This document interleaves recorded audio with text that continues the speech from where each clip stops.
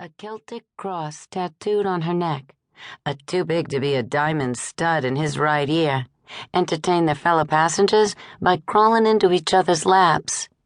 A bald man with a hawk nose trumpeted his importance into his iPhone.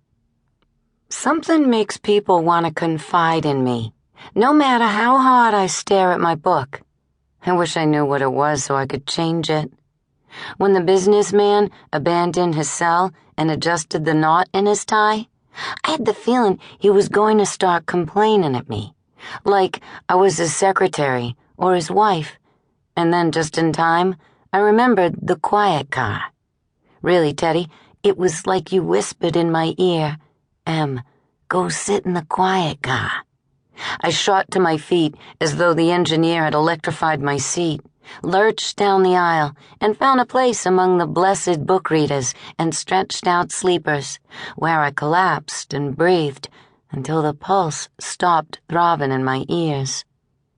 I considered swallowing a Xanax, but as I stared out the gray-tinted window at the passing shoreline, I got a better idea. I could pretend there were thick glass windows between me and the crowds, a bulletproof tunnel running straight to Henneman's. I could keep myself mentally separate, isolated and alone. I could figuratively stay on the train and lock everyone else outside, and I wouldn't open the door for anyone but Jonathan.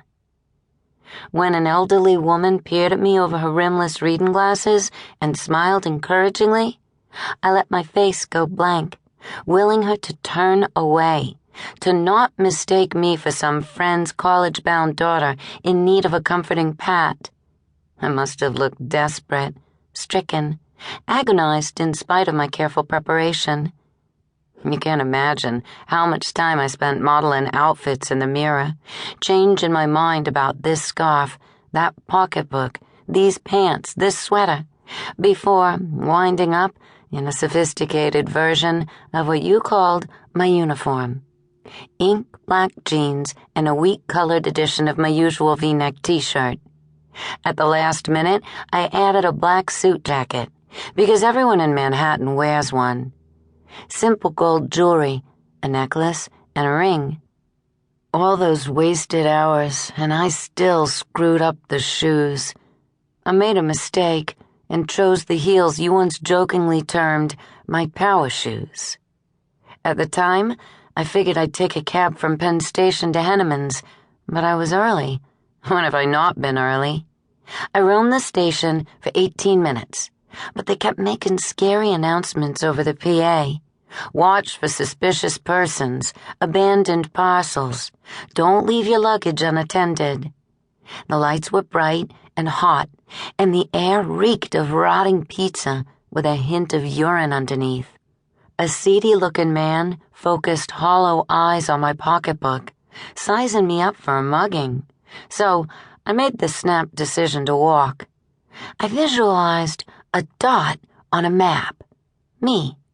The dot would slide smoothly from Penn Station to the meeting with Jonathan.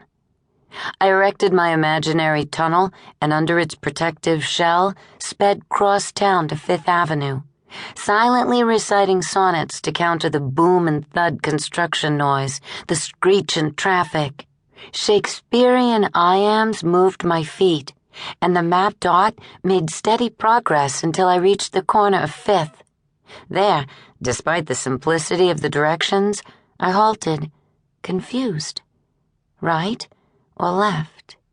Shaken, I almost panicked. My breathing shifted into second gear, but I knew the numbered cross streets would inform me if I erred. I turned right, which proved correct, and then I simply had to scoot down to the 20s, which would have been fine except for the shoes. Never look like you need the money when you go in for a loan. That's what I thought when I tried them on in front of the mirror. New and expensive, practically unworn, they seemed glamorous and carefree. But how can you look carefree if your toes are getting squeezed in a vise? I was hopelessly early, 22 minutes. So I detoured, backtracking up Fifth, bypassing the library because the stairs seemed too steep a challenge.